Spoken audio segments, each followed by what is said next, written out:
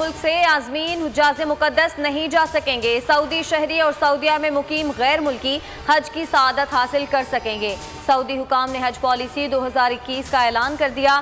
सिर्फ 60,000 अफराद को हज करने की इजाज़त होगी। 18 साल से कम उम्र, 60 साल से ज़ायद उम्र के अफराद पर पाबंदी आयद। आज़मीन हज को कोरोना वैक्सीनेशन कराना लाजमी होगी। फ़ोन कॉल्स, SMS और इंटरनेट डेटा का इस्तेमाल महंगा नहीं होगा, मोबाइल फ़ोन सस्ते होंगे। वज़ीर ख़जाना शौकत तरीन की पोस्ट बजट न्यूज़ कॉन्फ्रेंस। कहा, दही इलाकों के गरीब फर्द को कारोबार के लिए 5 लाख रुपए देंगे। शहरी इलाकों के आवाम को अपने घर के लिए 20 लाख रुपए तक कर्ज दिया जाएगा। IMF प्रोग्राम से नहीं निकले, बातचीत जारी है, टैक्स पर टैक्स नहीं लगेगा। तमाम बड़े स्टोर्स पर सेल्स टैक्स लगेगा। ग्राहक दुकानदार से पक्की रसीद जरूर हासिल करें। पक्की रसीद पर 1 लाख रुपए तक इनामात दिए जाएंगे। वज़ीर ख़जाना शौकत तरीन का ऐलान। कहा, आइंदा माली साल 500 अरब रुपए इजाफी टैक्स जमा करने का हदफ है। 850 CC गाड़ियां सस्ती होनी शुरू हो जाएंगी। IT सेक्टर्स के लिए ड्यूटीज तकरीबन खत्म कर दी। टेक्सटाइल बरामद को बतदरीज बढ़ाएंगे। 20 अरब डॉलर तक ले जाने का हदफ मुकर्रर है। कस्टम ड्यूटी की शरह कम कर रहे हैं।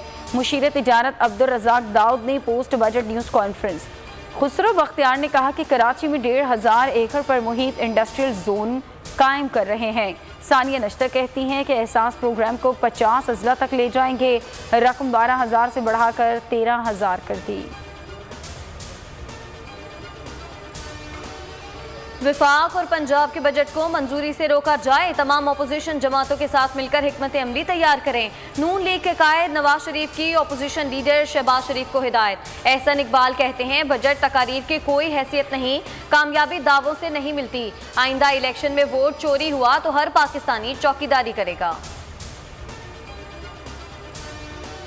बजट 2021 की कोई आईनी हैसियत नहीं, क्योंकि उसे NFC अवार्ड की तकसीम के बगैर पेश किया गया।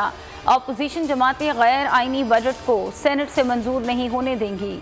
यूसुफ रज़ा गिलानी का बयान। कहा, PP आइन के खिलाफ कोई काम नहीं होने देंगे। मरियम औरंगजेब कहती हैं कि 10 और 11 जून का टैक्स फ्री बजट होने का दावा 12 जून को ही दम तोड़ गया। साबित हो गया ये IMF का बजट है।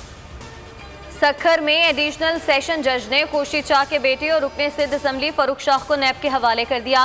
फरूख शाह ने सुप्रीम कोर्ट के हुक्म पर सरेंडर किया था।